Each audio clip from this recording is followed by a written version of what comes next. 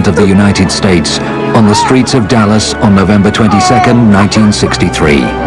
If the presidency of the United States is being decided by bullets fired from rifles rather than ballots cast by citizens, we have indeed been taken over by a whole new form of government. A growing majority of Americans refuse to accept the official version of events, that a lone assassin murdered their president. Those of us who want the truth, want to really learn what happened here, keep asking these questions, because it tells a lot about ourselves, about our values, and ultimately the direction of our country. New information about Kennedy's murder continues to emerge, confirming that the truth has been withheld from the American people. We're very lucky that there at least are people who individually have now convinced the vast majority against the mainstream media that the Warren Commission got it wrong.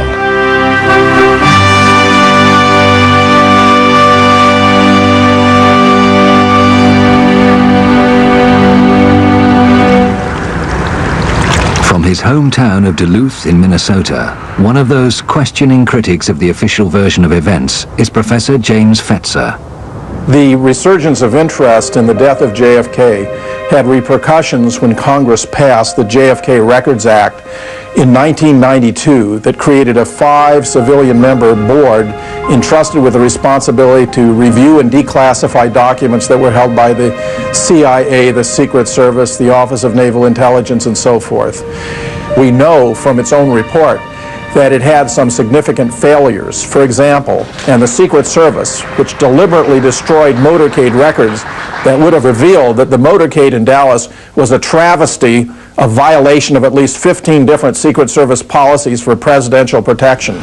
This behavior on their part raises the most serious and disturbing questions about their complicity in the entire affair. From the moment he arrived in Dallas, the president's protection was suspect, according to Vince Palomara, a Secret Service expert. There was last-minute changes invoked by the Secret Service involving President Kennedy's security.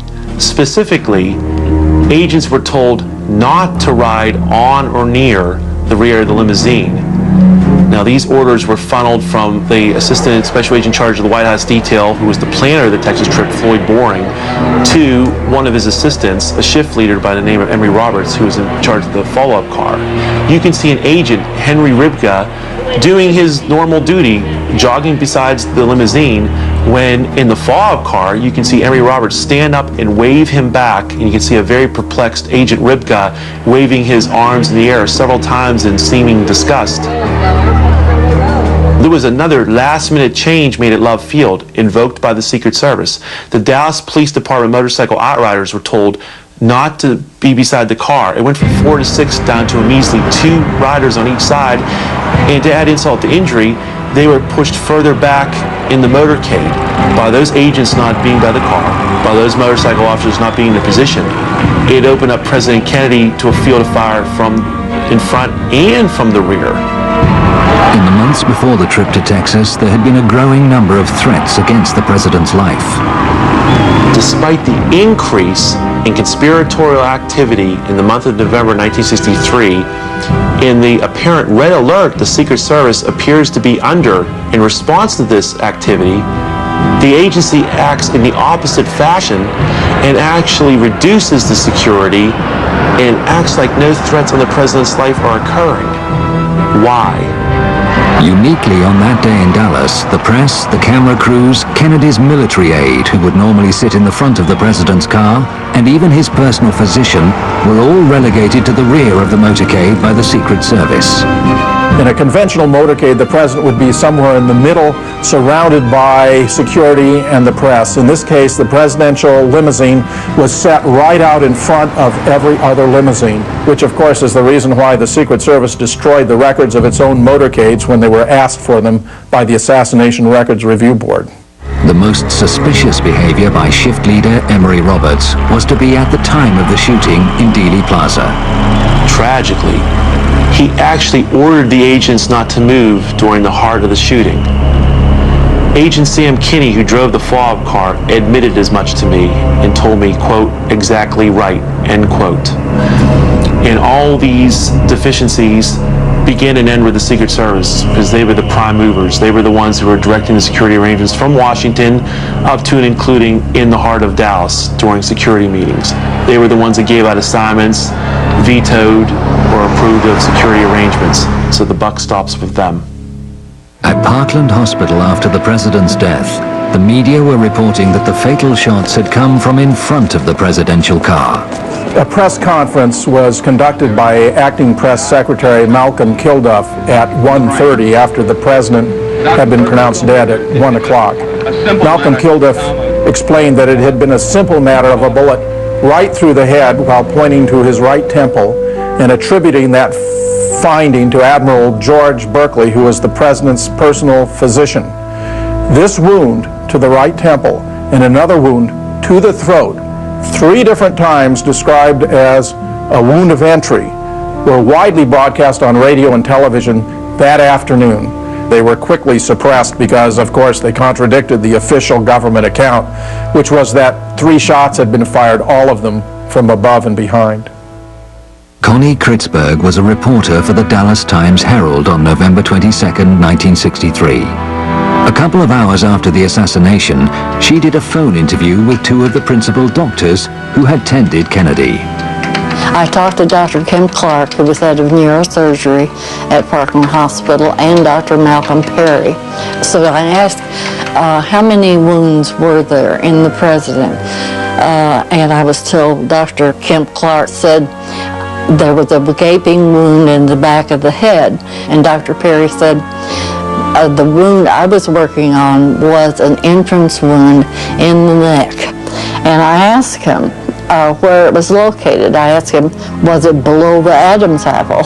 He said, yes, it was in the midline, in the front of the neck, below the Adam's apple. And he said 3 times that it was an entrance wound from the front. And so I wrote a very simple story, only about 12 inches long as we measured stories, and turned it in. The next morning, Connie found the story she filed had changed. I found in the story, in about the 3rd paragraph, there had been a very unprofessional sentence inserted. It said, a doctor admitted there was possibly 1 wound. So I was very upset. I called the city desk and I talked to one of the assistant city editors whom I respected quite a bit, and I said, who changed my story? Who put in that sentence? And he immediately knew what I was talking about. He said, the FBI. A story couldn't be printed that there was more than 1 shot and that 1 came from the front. It had to be altered, no matter how crudely, to conform to the official story that there were 3 shots from 1 place, from 1 man, and it was only 1 man who committed the murder. Confirmation of what Connie was told by Dr. Perry comes from one of his colleagues who also attended the fatally wounded president at Parkland Hospital, the late Dr. Charles Crenshaw. Prior to the tracheostomy performed by Dr. Perry, I observed in the lower third of the neck a small, rounded, well-demarcated entrance wound. This was obliterated by the tracheostomy in that Dr. Perry made the tracheostomy incision through the entrance wound. Different parts of the tissues were spread. He then made the incision into the trachea and through the hole that had previously been made by the entrance of the bullet, the tracheostomy was put in place. Radio reports from Dallas that afternoon mentioned the small round wound of entry in the front of the president's neck. They were heard by the late Dr. Robert Livingston, who was then scientific director of the National Institute for Mental Health.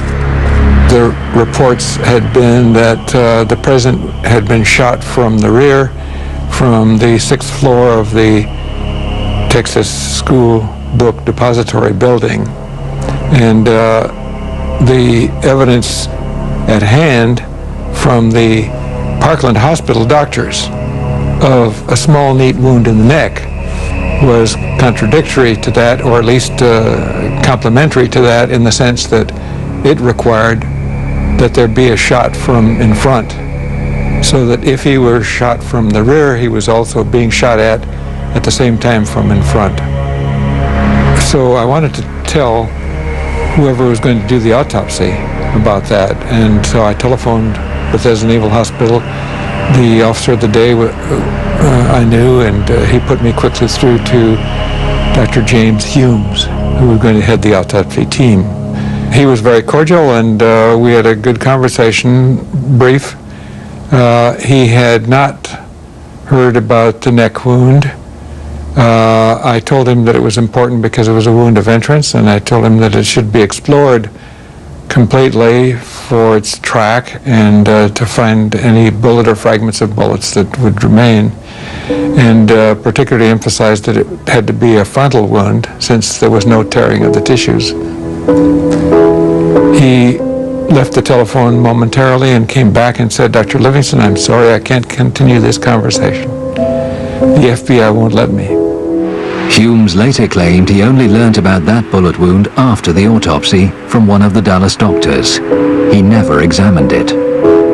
I'm absolutely certain about that telephone call. I'm sure that Dr. Humes got a clear impression from me about the neck wound representing a wound of entrance.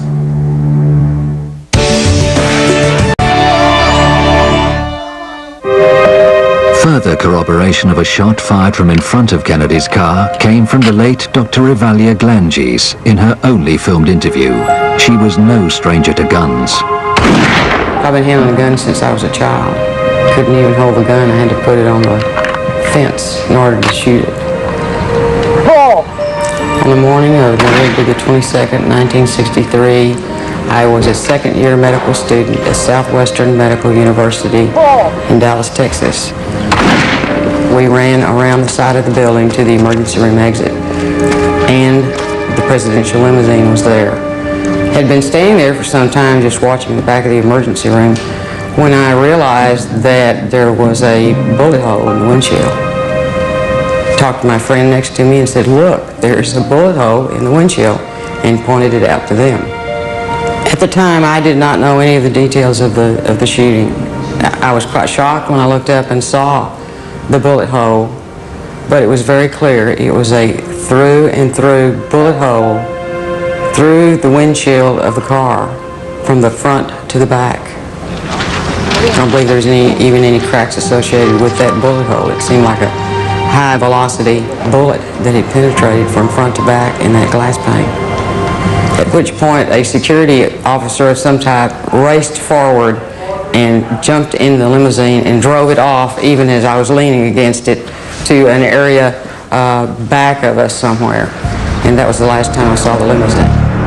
The Secret Service made certain no authority in Dallas had an opportunity to examine the bullet damage to Kennedy's car.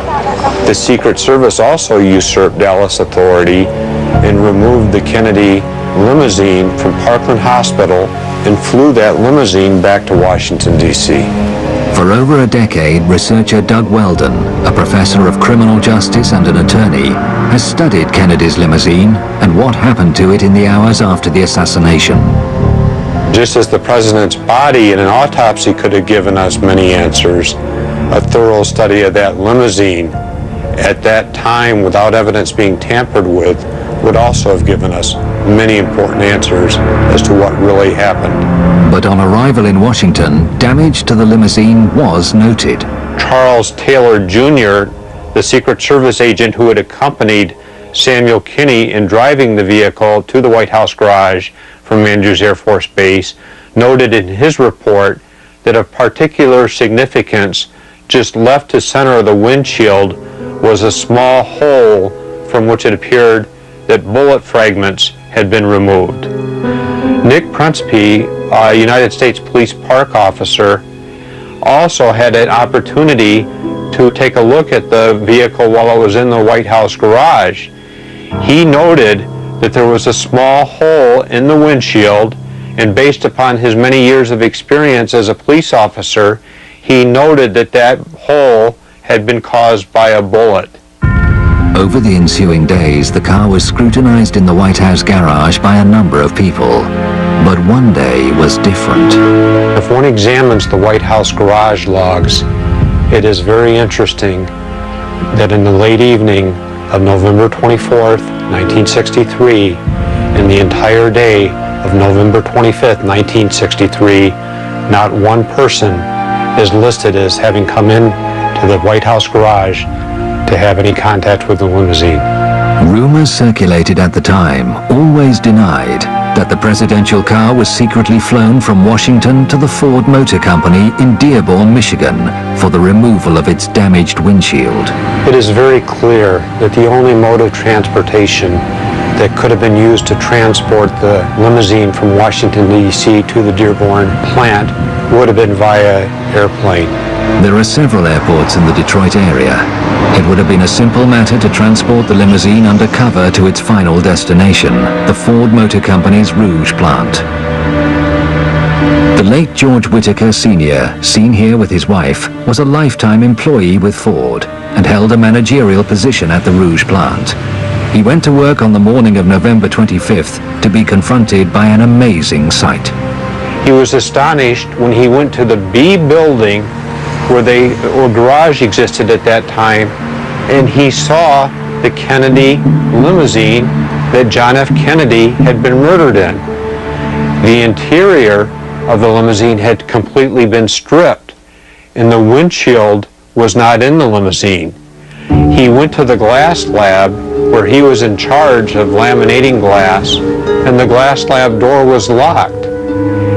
He knocked on the door, and it was open, and two of his subordinates were in there with the windshield that had been removed from the vehicle.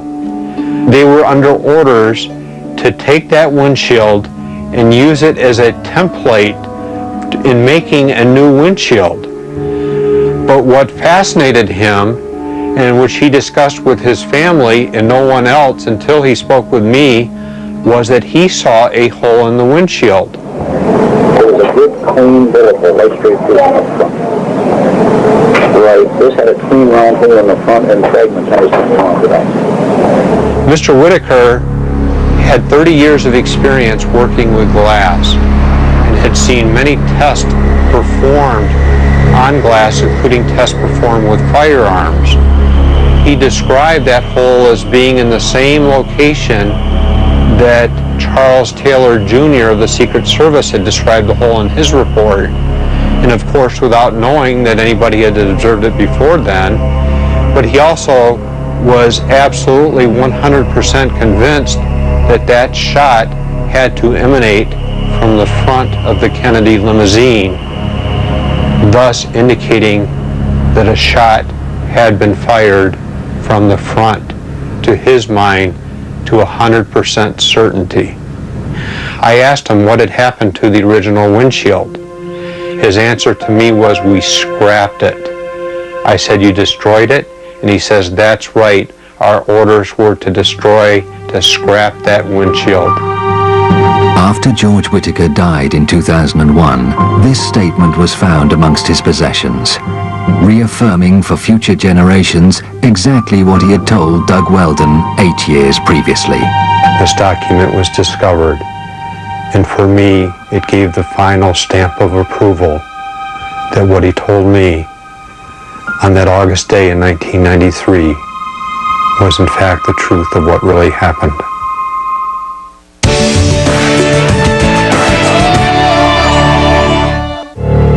One of the assassination's most significant smoking guns, indicating both a conspiracy and a cover-up, is kept here.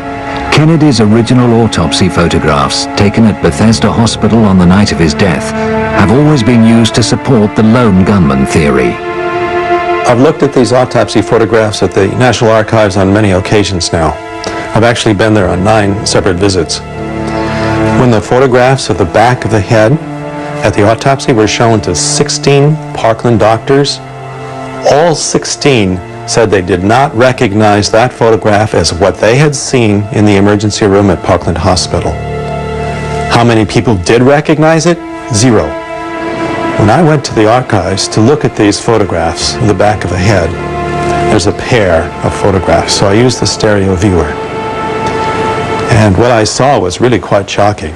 This whole area of hair on the back of the head, with the hair standing up, looked as if it had been glued in one particular plane in space. It was two-dimensional, whereas the rest of the photograph is three-dimensional. And the 3D effect occurs for virtually all the other pairs of photographs, so this was unique. The back of the head, this area, and the hair sticking up here looked as though it was simply two-dimensional, as if it had been glued into one position in space, in one plane. It was the most bizarre. What does that mean? Photographic forgery. We get a 3D effect for all the image except for the place where it's exactly the same because it's been dubbed in. So they took out basically the part where the hole was, and instead they used a soft matte insert to put in the same image on each of these photos of the back of the head, so that it would look like there was no damage back here. If there's a big hole at the right rear of the head, that means a shot from the front. That can't be Oswald. So the conspirators were hard-pressed at this point. They had to get rid of that big hole at the back of the head, or it would have clearly shown shots from the front and no possibility of a lone gunman. Remarkable testimony regarding the autopsy photographs comes for the first time from veteran World War II photographer Joe O'Donnell. He worked for the State Department and then the U.S. Information Agency for a total of 23 years, serving with distinction under 6 presidents. He was devastated by Kennedy's death. He was a fine man, he really was. And I hate to say it, but I really loved him. I really did. Wonderful person. A close colleague of Joe's for many years was the late Robert Knudsen, a Navy photographer who was permanently attached to the White House. He didn't have many friends, not in the press. They were envious of him. But he was a very nice fellow. We always got along great. On the night of Kennedy's assassination, Robert Knudsen never came home. He returned to his family 3 days later, deeply disturbed. He told them he had taken many photographs of the president's body in the morgue at Bethesda, and that it was the hardest assignment he'd ever had. He said the Secret Service had controlled all of the film. A few days after the assassination, I was at the White House in the press room, and Knudsen came to me, and he said, Joe, I have something I want to show you. So I went back to his sort of a work room, and he pulled out an envelope and showed me about 12 pictures, 5 by 7, and had all these pictures of the president on his stomach and on his back, and could see the hole here, about 3/8 of an inch, and the back of his head above the line, big hole about the size of a grapefruit. And then a couple days later, maybe a day later, he said, Joe, have a minute? And I said, sure. He said, I want to show you something. Those pictures I showed you the other day, these are the same ones, but a little different. And I said, what do you mean? He said, let me show you. He got the first one out, and I said, no hole. He said, no, they covered it up. And I looked in the back. The hole was neatly covered up. And I said, who did that? He said, well, I didn't do it. I said, well, I'm not saying you did, but I'm surprised. There is no record of Robert Knudsen attending Kennedy's autopsy, yet he had photographs in his possession that had clearly been altered to disguise a shot from the front. These photographs were always in the control of the Secret Service. So whoever changed this, whoever modified it, either had to be in the government or had to have the approval of the government to do this. We certainly can't imagine the Mafia, for example, doing this, or the Soviets. There's just no way. It had to be someone with government approval. The government continues to be haunted by the discrepancy between the wounds the autopsy photographs show and what the Dallas doctors actually saw. In the late 70s, the House Select Committee on Assassinations looked at the evidence of the Kennedy assassination, and one of the most disturbing things about that evidence when they looked at it was the fact that there were a team of doctors where Kennedy had been taken right after he was shot in Dallas.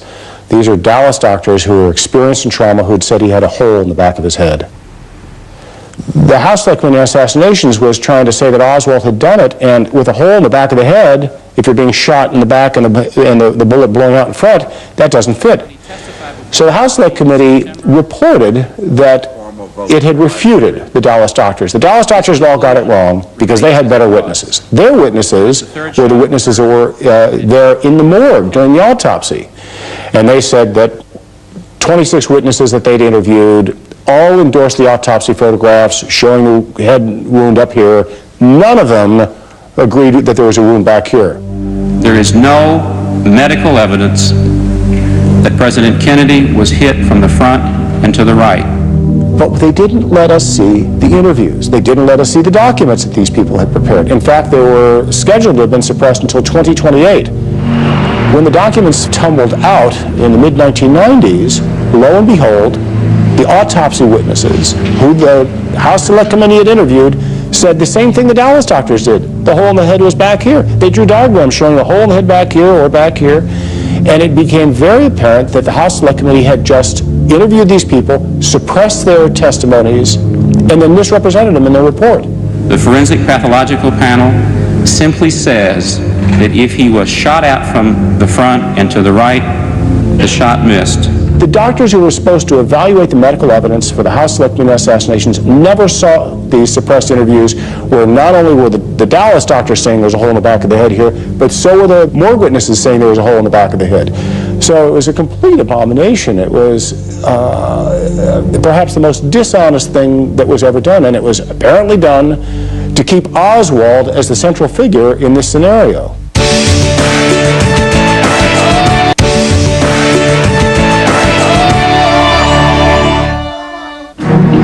As the cover-up of Kennedy's murder slowly unravels and the true picture unfolds, new smoking guns are revealed. This is the Field of Honor in Restland Cemetery, Dallas, and the burial site of a professional mortician laid to rest here by his colleagues on February 17, 1974. This plaque marks the life of a mysterious man whose links to the Kennedy assassination are only just beginning to emerge. His name was John Liggett. He is remembered as a highly skilled embalmer by a former friend and co-worker, Charles Smith. If he'd have to build a lip or a nose or build an eye orbit or an ear, he may work all night long doing the reconstructive work on someone that had been maybe shot in the face or automobile accident. He was the best. He would tell you he was the best, and when he finished it, he wanted the family to tell him he was the best. Popular with his colleagues, he also had a secret life. There'd be days when John would call and say, I need to miss tonight, or I'm not going to be there. Or this happened quite a bit, that John was, we didn't know where John was, and I don't know that management knew where he was. He would just call in and say, I need off. Never discussed where he was, and we didn't ask. A lot of fellow workers would wonder, why can he be gone 2 or 3 weeks, come right back in so easy, and we felt like if we were gone for 2 or 3 weeks, so there's no use to coming back. In a small town in Oklahoma, far from the rhythms of the big city, John Liggett is remembered by a former wife. Lois married him in Dallas after a whirlwind romance only 3 months before Kennedy's assassination. John was a very charming person, and I found him to be very attentive and considerate and very, very sweet to me. I loved him. I fell in love with him. John came into our lives less than a year after our own father, Charles Godwin, had been killed in a private plane crash. And John was not real welcome by my 2 older sisters and my brother and myself. We were a family. And he had a ready-made cover, and that's what I've always thought, is that we were a convenient cover for a man who needed that. On the day of the assassination, John was with Lois at Restland, attending the funeral service of her late aunt. He was suddenly called from the graveside.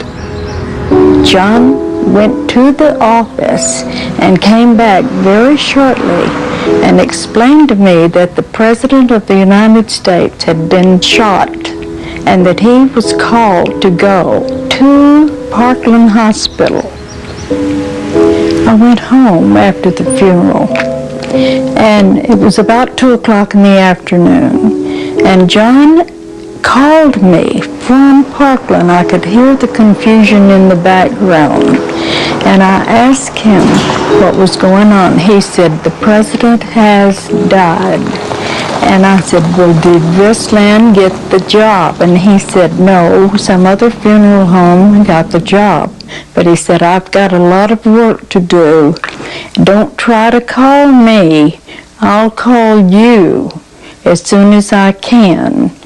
And it was about 24 hours before I heard from him.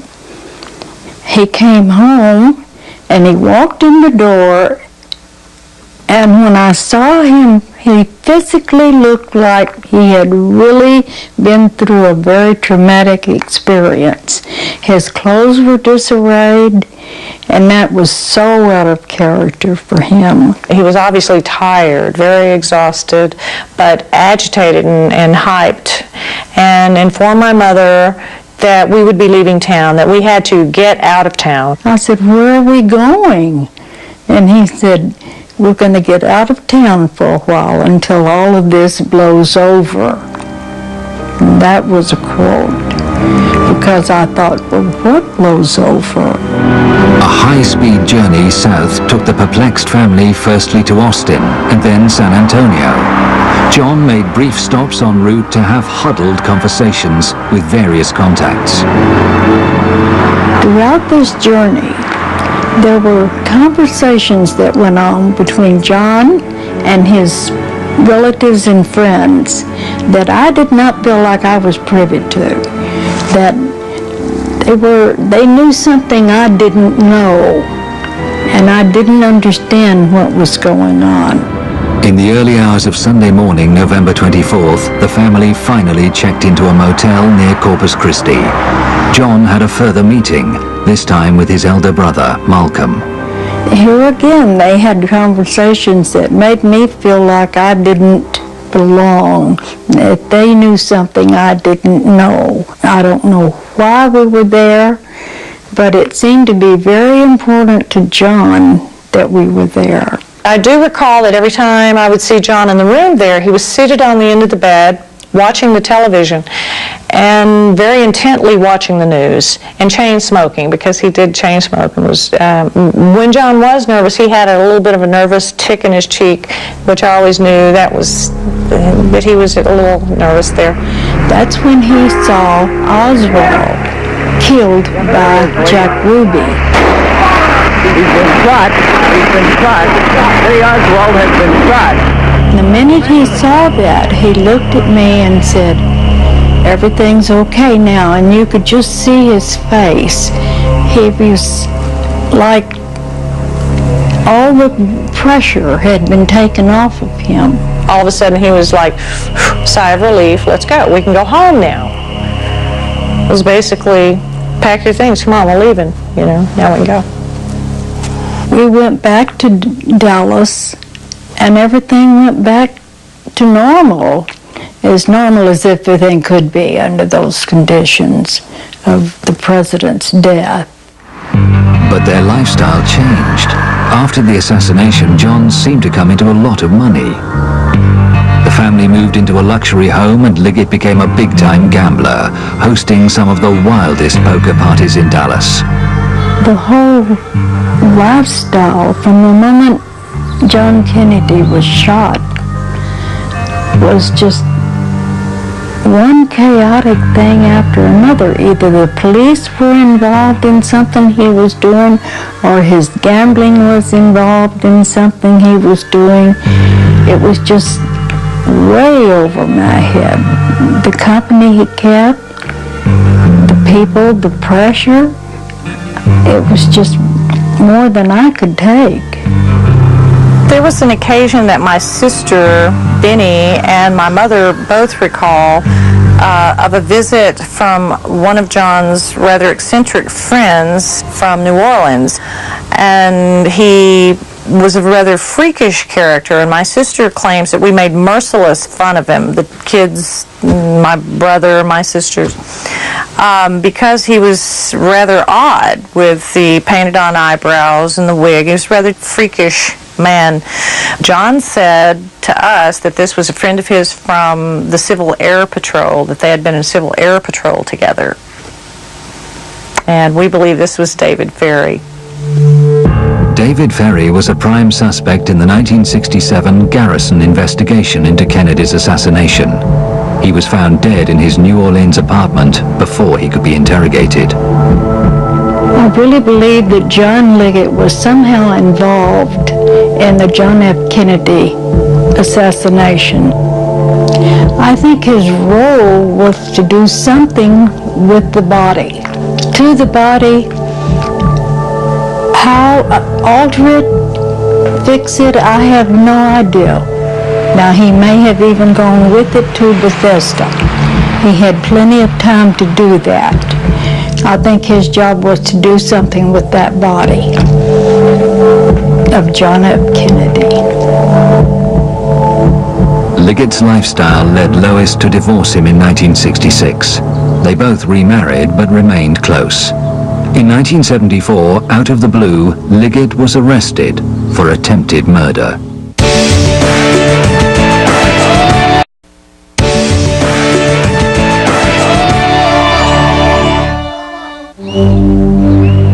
This Dallas home was the scene of a vicious crime. Dorothy Peck, a friend of John Liggett's, suffered horrendous injuries and was left for dead, but survived to identify Liggett as her assailant. The police were swiftly linking him with other brutal killings in the Dallas area. He was imprisoned in the county jail, but the police were not allowed to interrogate him. John had been held on remand for almost a year when his brother Malcolm insisted on meeting Lois in a park in Austin.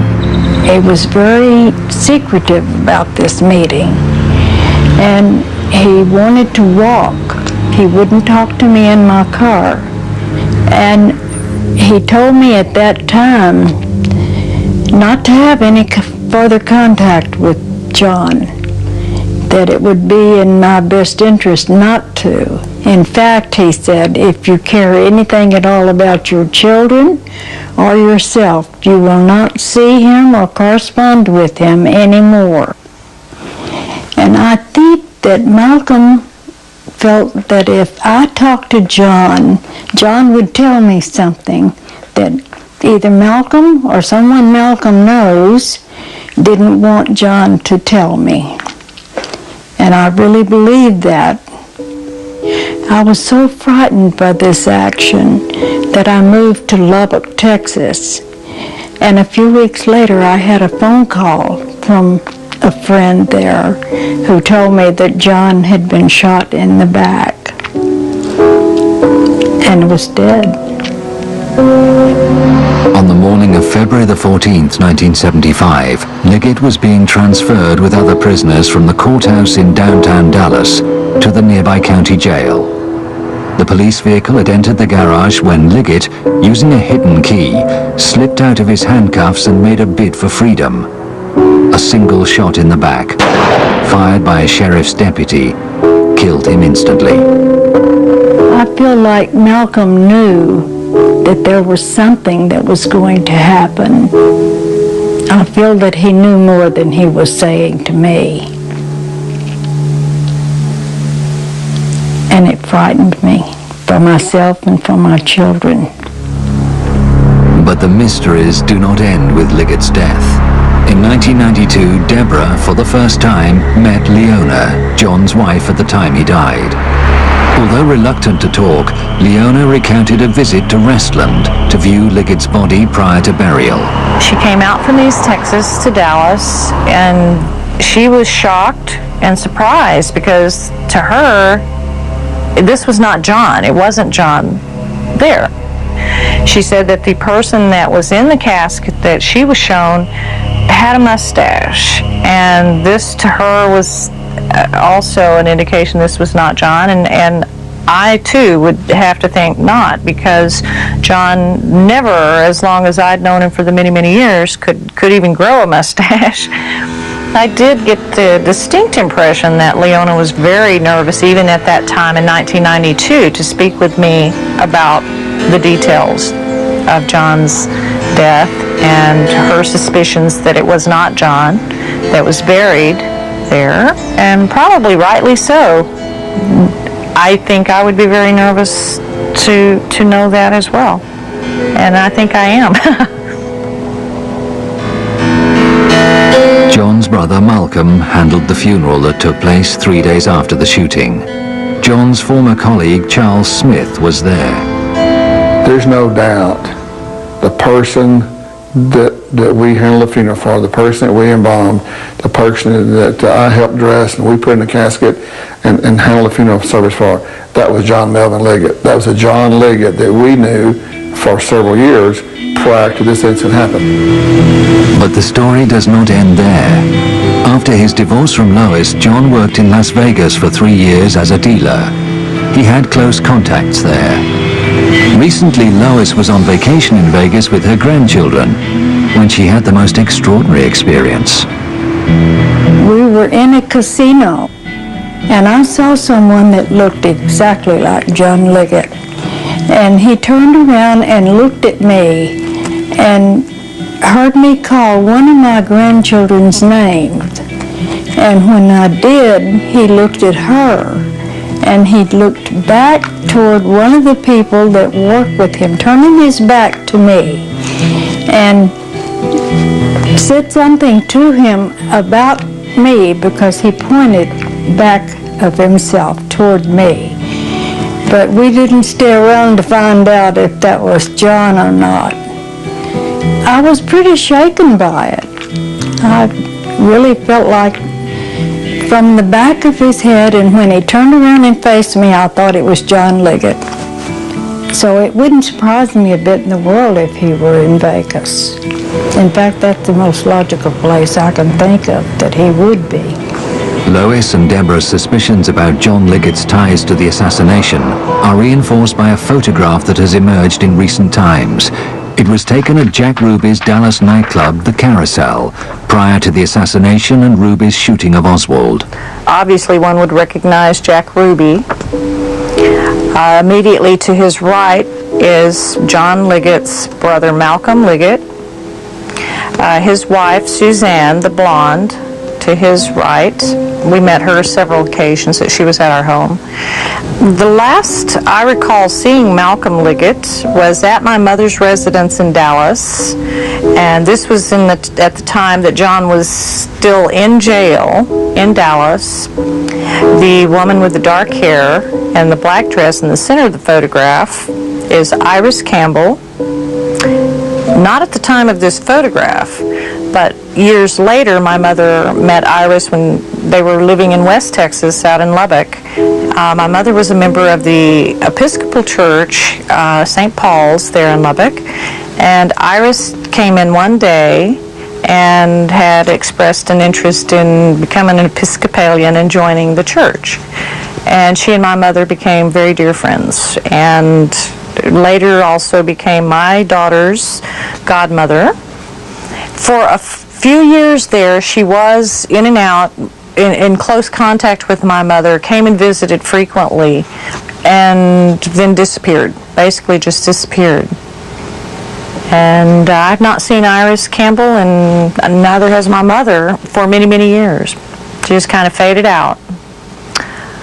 Prior to seeing this photograph, I was unaware of any connection between the people that I do know and Jack Ruby.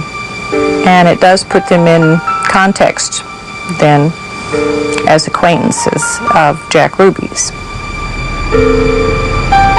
I really think that maybe John had something to do with government business. I really believe his death had something to do with the John F. Kennedy connection. What exactly, I don't know, but I believe it. Much may still remain obscure, and many questions wait an answer. But as more and more courageous Americans speak out, the smoke begins to clear, revealing the hidden truth that lies behind the assassination of President John F. Kennedy. Can't kill the president.